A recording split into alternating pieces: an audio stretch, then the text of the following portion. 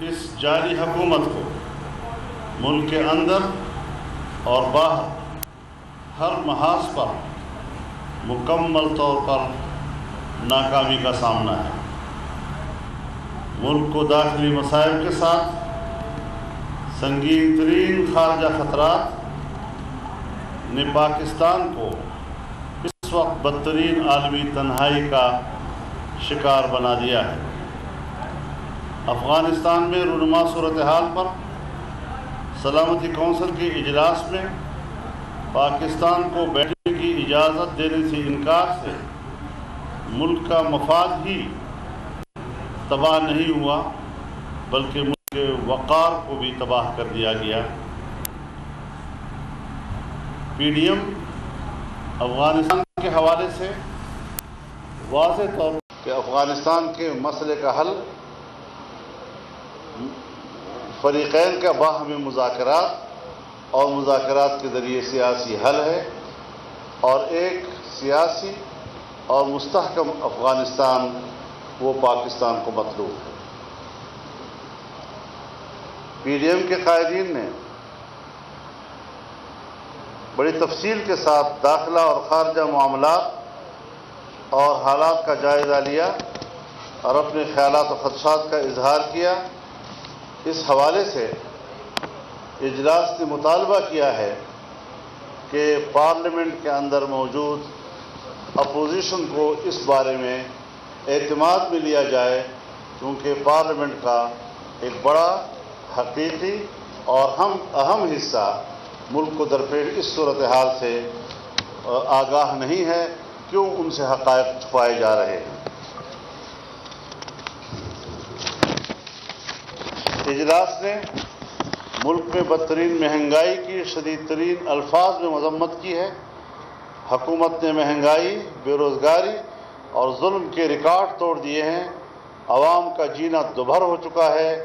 ظالمانہ ٹیکسوں اور I am F کی شرائط پوری کرنے کے لیے عوام کے وجود سے خون کا آخری قطرہ بھی نچوڑا جا رہا ہے۔ اس حوالے سے پاکستان ڈیموکریٹک موومنٹ نے اپنے اگلے اقدامات کا جو شیڈول دیا ہے، 21 اگست کو اسلام آباد میں اسٹیئرنگ کمیٹی کا اجلاس ہوگا جس میں کچھ تجاویز جو یہاں اجلاس میں پیش ہوئیں اس پر تمام پارٹیاں اپنے اپنے جماعتوں سے مشاورت کے بعد پھر اکٹھی ہوں گی تاکہ اتفاق رائے کے ساتھ ان تمام تجاویز کو عملی شکل دی جا سکے۔ 28 اگست بروز ہفتہ کراچی میں سربراہی اجلاس ہوگا اور اسٹیئرنگ کمیٹی کے تجاویز پر اس میں غور بھی کیا جائے گا اور فیصلے بھی صادر کیے جائیں گے۔ 29 اگست بروز اتوار کراچی میں پی ڈی ایم کے زیر اہتمام عظیم الشان اور فقید المثال جلسہ عام منعقد کیا جائے گا۔ اس وقت ملک میں آئینی حکمرانی مفقود ہے اور آئینی ادارے عضو میں معطل بنا دیے گئے ہیں۔ اظہار رائے کا گلا گھونٹ دیا گیا ہے۔ میڈیا پر بدترین آمرانہ قدغن عائد ہے۔ صحافیوں پر حملے ہو رہے ہیں۔ اس ساری صورتحال پر شدید تشویش ظاہر کی گئی اور ان اقدامات کا سخت الفاظ میں نوٹس لیا گیا اور مذمت کی گئی۔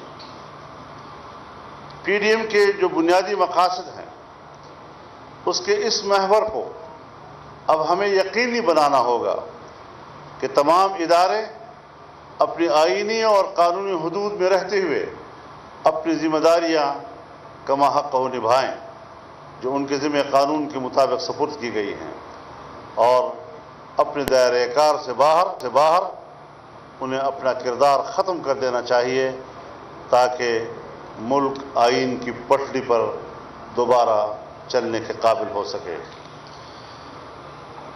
حکومت نے جو یک طرفہ طور پر انتخابی اصلاحات کی بات کی ہے اور اس حوالے سے انہوں نے کسی مشین کی بھی بات کی ہے، اور سنا یہ ہے کہ یہ مشین دھاندلی کرنے کا سب سے آسان ترین طریقہ ہے۔ ہم واضح کر دینا چاہتے ہیں کہ یک طرفہ انتخابی اصلاحات یا اس حوالے سے اقدامات مسترد کیے جاتے ہیں۔ 2018 25 جولائی اور 2021 25 جولائی کشمیر کے الیکشن کے نتائج، یہ عام انتخابات کے نتائج کو پی ڈی ایم مسترد کر رہی ہے۔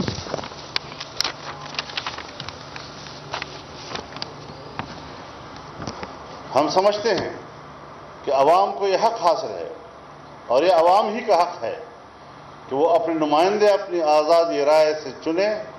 یہ حق کسی بھی بہانے عوام سے چھیننے نہیں دیں گے۔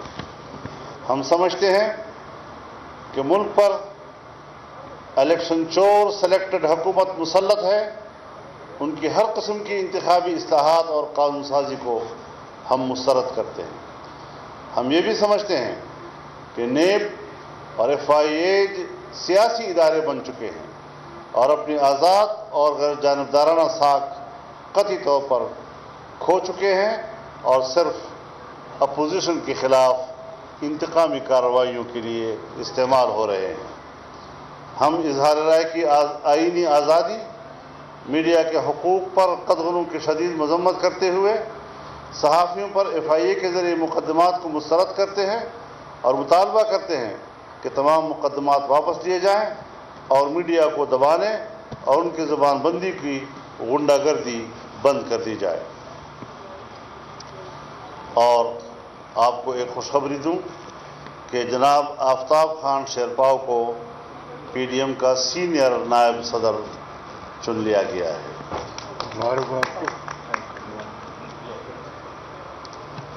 اجلاس نے فیصلہ کیا کہ پی ڈی ایم اپنی تمام تر توجہ اور توانائیاں ملک میں شفاف اور آزادانہ انتخابات منعقد کرانے پر مرکوز کرے۔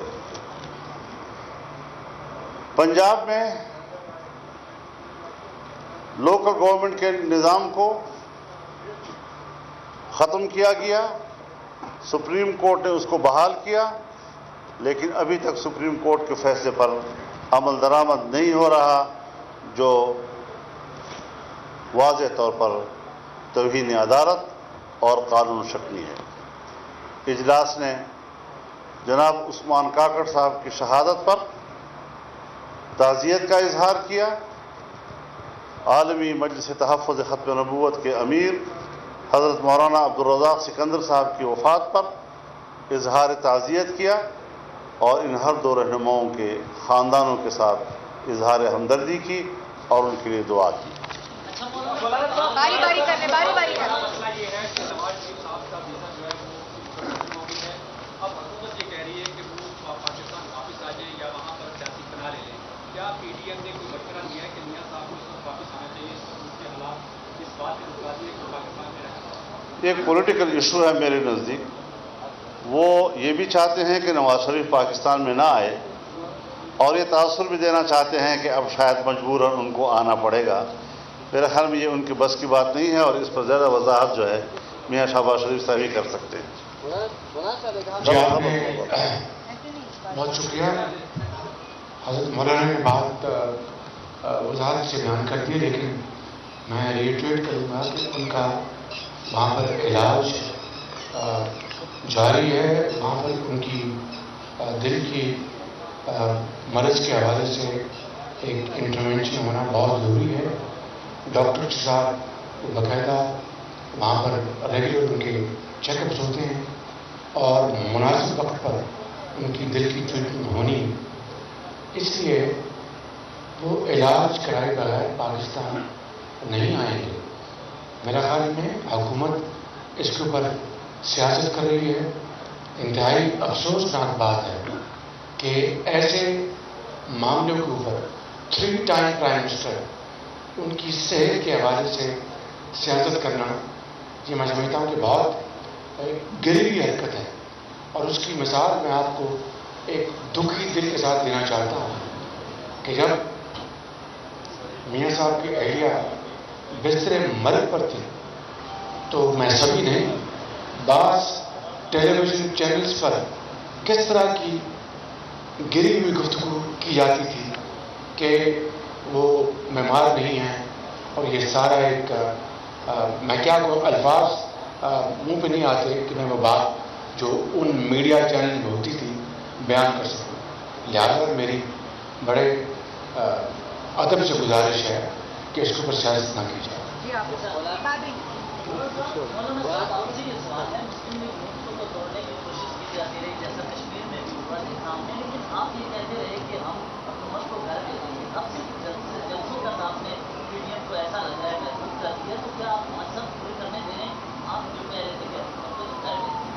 ये भी बताइएगा कि फवाद चौधरी ने कहा है कि जो मुल्क मुखालिफ जितने भी ट्वीट्स या मुहिम चल रही है उसके पीछे नून लीग और जेयूआई थे। किस बारे में? सोशल मीडिया पे मुल्क मुखालिफ कैंपेन। मेरे ख्याल में हमसे ज़्यादा पाकिस्तान का न कोई वफादार है और न हम किसी को अपने से ज़्यादा मुल्क का वफादार समझते हैं। ये मुल्क के चाचे मामे बनने वाले अपने घरों में आराम से रहें। हमारी नज़र में ये हमसे बहुत पीछे है और न ही हमारी वफादारी का मुकाबला कर सकते हैं।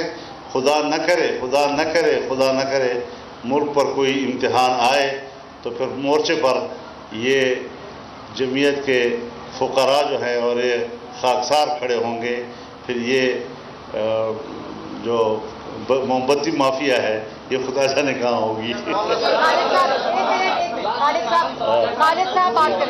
जी देखिए, 5 साल पूरे करना या न करना ये तो आप भी जानते हैं कि उनकी पुश्त पे कौन है और असल क़ुव्वत उसकी क्या है। जो लाए हैं वही उनको बाकी रखने की कोशिश कर रहे हैं। लेकिन ये बात कि तसलसल के साथ और पूरी इस्तिकामत के साथ पीडीएम जिस मौक़िफ़ पे डटी हुई है, मेरे ख्याल में ये आने वाले मुस्तक़बिल को धांधलियों से आपके इंतखाबात को महफूज करेगा।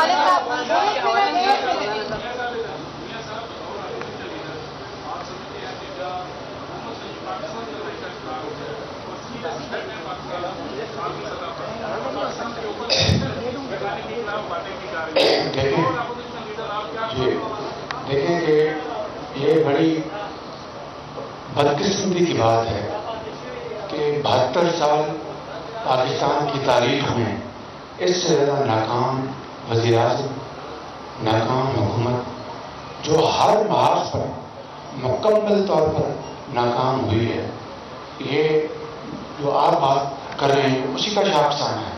अब देखिए कि महंगाई ने आम आदमी की कब्र तोड़ दी है। इन्होंने बजट के मौके के ऊपर कौम के साथ दरोगोई के साथ काम लिया, गलत बयानी की कि हम बजट के बाद कोई टैक्स नहीं लगाएंगे। आज सिर्फ 2 महीने नहीं गुजरे कि टैक्सों की भरमार हो गई। गरीब आदमी यानी गाड़ी सस्ती और रोटी महंगी, गाड़ी सस्ती, पेट्रोल महंगा, डीजल महंगा, बिजली महंगी, दूध, चीनी, हर चीज गरीब आदमी की उसकी जो गिरफ्त से बाहर हो गई है। इसी तरीके से फॉरेन पॉलिसी के मुहाज पर जिस तरह आइसोलेशन का शिकार पाकिस्तान हुआ है, इनकी करतूतों की वजह से मैंने ऐसी संगीन सूरत हाल पहले कभी नहीं देखी। और बात सुने ना, बात सुने, जो बाइडेन इनको फोन करता नहीं और मोदी इनका फोन उठाता नहीं है, ये है इनकी खर्च पर मिस कॉल भी नहीं देते। है कि वहाँ पर पीडीएम के जल्दी से आपका एक बयान आया था कि उसकी पुष्टि जारी है और ट्रांसफर हो रहा था कि आपके हवाले से अफगानिस्तान में तालिबान जब मेरी अपनी पार्टी का जलसा होगा तो इसमें इसका जवाब दूंगा।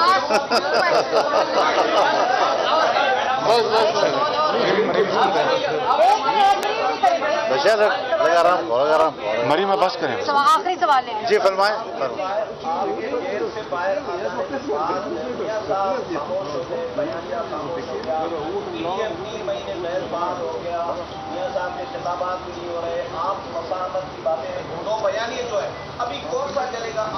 देखिए ये बात आप ट्विस्ट ना करें, मैं माफी चाहता हूँ।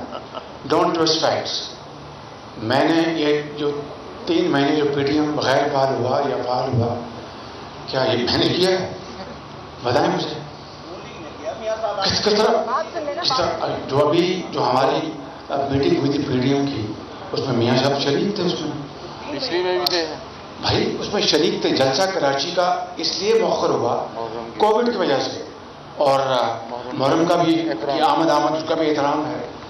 और ये बात रही कि मोहम्मद की मैं 2 इंटरव्यूज़ में बात आपको बड़ी वजाहत के साथ बता चुका हूँ।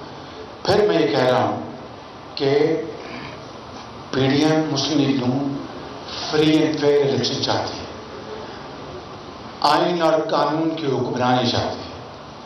ये हमारी डिमांड है, हमारी सोच है, और इसी के गिर्द हमारी सियासत रिवॉल्व कर रही है। करते हैं तो मैं उसका जवाब दे चुका हूँ कि क्या इन 30 सालों में अगर आपकी बात बहस बराए बहस मान लें तो क्या उसके नतीजे में 30 साल में मेरी ज़ात को क्या मिला? काइंडली ज़रा मेहरबानी करके आप बड़े जिम्मेदार साहब हैं। Thank you. आप इस वक्त देख सकते हैं कि PDM का एक इजलास मुनक्किद हुआ था, और इजलास के बाद मौलाना फजल रहमान शहबाज शरीफ इस वक्त मीडिया से गुफ्तगू कर रहे थे। बराह रास्त आपने मुलायजा किया, और उन्होंने कहा कि हम हुब्बुल वतन हैं और हमारी हुब्बुल वतनी पर कोई शक ना करे। इसके अलावा उन्होंने कुछ फैसले भी किए हैं और उस फैसलों का इजहार इस वक्त कर रहे थे। आप इस वक्त मुलायजा कर रहे हैं, PDM का आज इजलास मुनक्किद हुआ था, और मौलाना फजल रहमान जो कि PDM के सरबराह हैं वो मीडिया से गुफ्तगू कर रहे थे। शहबाज शरीफ भी उनके हमरा मौजूद हैं।